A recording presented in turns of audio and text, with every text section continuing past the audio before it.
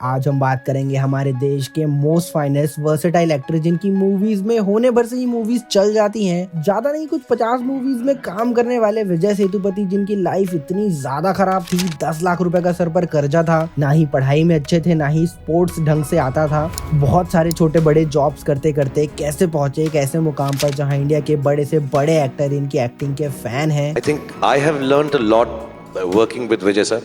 And I hope I can, keep watching him and learning. And तो शुरू से शुरू की जाए तो विजया गुरुंथा सेतुपति कालीमुथु एक बहुत ही गरीब परिवार से थे, जहां इनकी फैमिली में इनके माता पिता के साथ 2 भाई और एक बड़ी बहन थी, जो तमिलनाडु के एक बहुत ही छोटे से शहर राजापलायन में रहा करते थे। पर जब सेतुपति छठी कक्षा में थे तभी पूरी फैमिली चेन्नई शिफ्ट हो जाती है। पर विजय सेतुपति बचपन से ना ही पढ़ाई में अच्छे थे और ना ही इनको स्पोर्ट्स अच्छा लगता था, और बचपन से ही परिवार में 10 लाख रुपए का कर्जा था, जिसकी वजह से मजबूरन इनको कुछ छोटे मोटे जॉब्स करने पड़ते थे, जैसे रिटेल स्टोर में सेल्समैन की जॉब करना, फास्ट फूड सेंटर में कैशियर की जॉब करना और टेलीफोन बूथ में ऑपरेटर की जॉब करना। पर बचपन से ही इनको कमल हसन और एक्टिंग से बहुत लगाव था। 16 साल की उम्र में कमल हसन की एक मूवी में इनको रोल मिलते मिलते रह जाता है। तो जैसा कि मैंने आपको बताया, बचपन से सुपरस्टार कमल हसन इनको काफी पसंद थे, और महज 16 साल की उम्र में वो पास में ही हो रहे कॉलेज में कमल हसन की मूवी की शूटिंग देखने के लिए पहुंच जाते हैं। और वहां उनको पता चलता है कि मूवी में कॉलेज स्टूडेंट्स की जरूरत है, और वो सामने आकर खुद ऑडिशन देते हैं। पर छोटी हाइट होने के चलते उन्हें रिजेक्ट कर दिया जाता है, और कमल हसन की बन रही मूवी नामवार में एक छोटा सा रोल मिलते मिलते उनको रह जाता है। पर अच्छी बात तो ये है कि यही छोटा फेलियर फ्यूचर में इनको मूवीज और ऑडिशन की ओर लेकर जाने वाला था, और उसी से ही उनको अपना पहला रोल मिलने वाला था। तो होता यूँ है कि सेतुपति जब महज 16 साल के थे तब उनको रोल मिलते मिलते रह जाता है। पर इस बेस पे वो अपने परिवार को रिस्क में तो नहीं डाल सकते थे।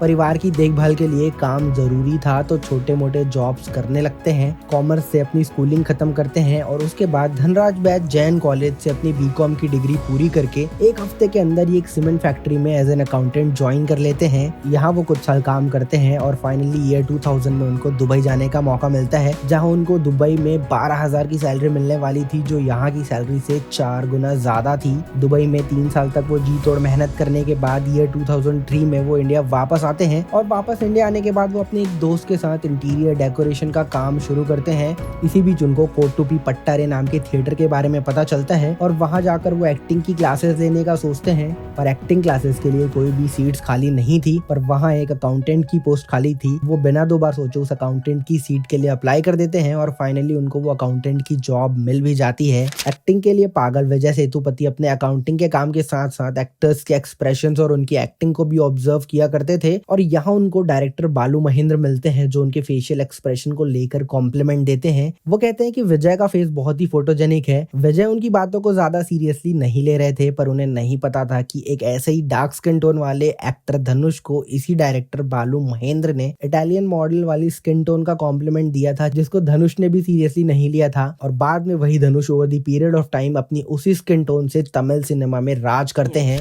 And Bhavan says, who told you look bad? You're like, no, so I'll tell you 2 things, Dhanush. One is that your skin tone is the best skin tone for any cameraman to light. And second, you look like an Italian model. You should understand that. That's what he told me. And I was like, sir, please. At that point of time, I thought he's just trying to make me feel better, but he really meant it. और इसके बाद director बालू महेंद्र ने ही विजय सेतुपति को encourage किया था, जिससे वो 2006 से लेके 2010 के बीच में बहुत सारी छोटी बड़ी मूवीज में काम करते हैं। पर सारे ही बैकग्राउंड एक्टर्स या सपोर्टिंग एक्टर्स के रोल थे, और पेन नाम की भी एक फेमस टेलीविजन सीरीज में भी वो काम करते हैं। पर उस टाइम पर विजय सेतुपति की हालत इतनी ज्यादा खराब थी कि उनको साइड रोल से भी रिप्लेस कर दिया जाता था। डायरेक्टर इनके फोटोज देख के ही उनको रिजेक्ट कर देते थे, और जिस मूवी में भी उनको काम मिलता था, मूवी में बिना स्क्रिप्ट पढ़े वो जैसी भी मूवी हो काम करना पड़ता था। यहाँ तक तो सेतुपति की लाइफ में अंधेरा ही अंधेरा नजर आ रहा था। तो आप बोलोगे भाई इनकी लाइफ में वो टर्निंग पॉइंट कब आया? तो इतने समय तक छोटे मोटे रोल्स करते करते इनके पास 2 एडवांटेजेस थे। पहला अच्छी एक्टिंग और दूसरे अच्छे कॉन्टैक्ट्स। इंडस्ट्री में इनको इन 6 सालों में ठीक ठाक लोग पहचानने लगे थे, पर ऑडियंस के लिए अभी भी गुमनाम थे, और अपनी गुमनामी दूर करने के लिए एक ही तरीका था, एक अच्छी लीड रोल वाली मूवी, जो उनको फाइनली 2010 में सीनू रामास्या की फिल्म सीनू मेरकू परुवकात्रु में लीड रोल मिलता है। और क्योंकि ये लीड रोल इम्पोर्टेंट था विजय सेतुपति के लिए, तो वो जी तोड़ मेहनत करते हैं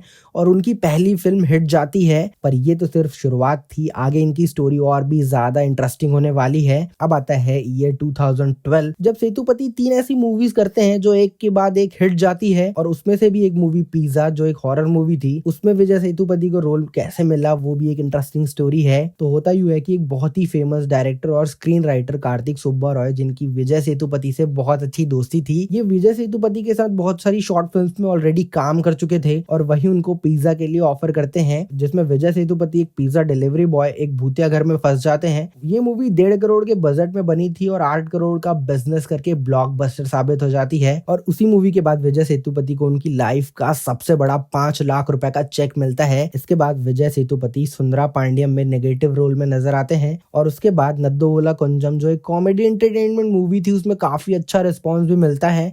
इन्हीं 3 फिल्मों की वजह से विजय सेतुपति तमिल इंडस्ट्री के टॉप 3 एक्टर्स में शामिल हो जाते हैं। इसके बाद ईयर 2013 से लेके 2015 के बीच में धड़ाधड़ 12 मूवीज करते हैं जो एक के बाद एक हिट साबित होती है। और विजय सेतुपति की एक और इंटरेस्टिंग स्टोरी बताता हूँ कि आपने बहुत सारे एक्टर्स के बहुत सारे फेमस नाम सुने होंगे, ऐसे ही विजय सेतुपति को भी मक्कल सलवा के नाम से बुलाया जाता है, जिसका मतलब होता है पब्लिक ट्रेजर। और इस नाम के पीछे भी एक बहुत ही इंटरेस्टिंग स्टोरी है। तो होता ही है कि विजय सेतुपति डायरेक्टर सीनू रामास्वामी के साथ एक मूवी कर रहे होते हैं, धर्माधुरई। ये मूवी एक दारूबाज डॉक्टर के ऊपर बनी है जो अपनी लाइफ से परेशान होकर दारूबाज बन जाते हैं। इस मूवी के सॉन्ग के शूटिंग के दौरान शूटिंग लोकेशन के पास में एक मंदिर थी जिसके आसपास लेबर्स कुछ खाना पका रहे थे। उस खाने की खुशबू इनको इतनी पसंद आती है कि वो उन वर्कर्स के बीच में जाकर बैठ जाते हैं और उनके साथ में खाना पकाने लगते हैं। और जब शूटिंग लोकेशन पर डायरेक्टर सीनू रामास्वामी आते हैं तो देखते हैं विजय सेतुपति इतने बड़े स्टार होने के बावजूद वर्कर्स के बीच में बैठकर खाना खा रहे थे। और इसी के बाद डायरेक्टर सीनू रामास्वामी उनको नाम देते हैं मक्कल सलवा का। तो विजय सेतुपति की सुपरहिट मूवीज की लिस्ट तो बहुत लंबी है, जिसके बारे में बात करते करते वीडियो बहुत लंबी हो जाएगी। हम बात करने वाले इनकी एक बहुत ही फेमस कंट्रोवर्सी के बारे में, जिसकी वजह से इनको बहुत बुरा भला सुनना पड़ा था। तो हुआ यूं था कि श्रीलंकन क्रिकेटर मुथैया मुरलीधरन की बायोपिक में विजय सेतुपति लीड रोल में नजर आने वाले थे, और उसकी फिल्म की अनाउंसमेंट की जाती है, जिसका पोस्टर वो अपने ट्विटर हैंडल पर रिलीज करते हैं। पर उस पोस्टर के अराउंड ट्विटर पर ही कंट्रोवर्सी स्टार्ट होने लगती है। लोगों का कहना था कि विजय एक इंडियन होते हुए श्रीलंकन पर्सनैलिटी का रोल नहीं प्ले करना चाहिए, क्योंकि श्रीलंकन में तमिलियंस को बहुत ही ज्यादा हरास किया जाता है और बहुत ज्यादा परेशान किया जाता है। और इसी के चलते विजय सेतुपति पर बहुत ज्यादा बैकलैश आए, और बाद में खुद मुथैया मुरलीधरन ने सामने आकर उस फिल्म को विजय सेतुपति को करने से मना कर दिया। खैर ये तो थी विजय सेतुपति की लाइफ जर्नी। ऐसे ही हमने बहुत सारे यूट्यूबर्स पर वीडियो बनाए हैं, मेक श्योर आप ज़रूर चेकआउट करें।